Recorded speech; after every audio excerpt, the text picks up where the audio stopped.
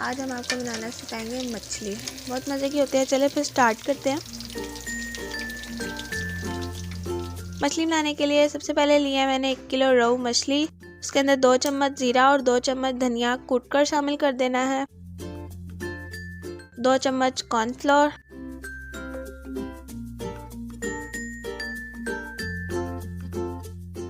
2 चम्मच कुटी लाल मिर्च,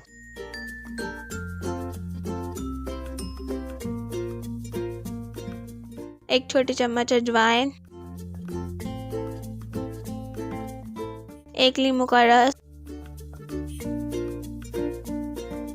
2 बड़े चम्मच सिरका।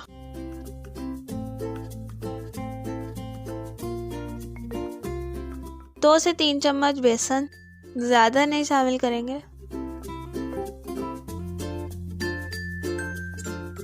1 अदद अंडा फेंटकर मैं इसके ऊपर शामिल कर दूंगी। अब हम सारे मसालों को अच्छे तरीके से मिक्स कर लेंगे।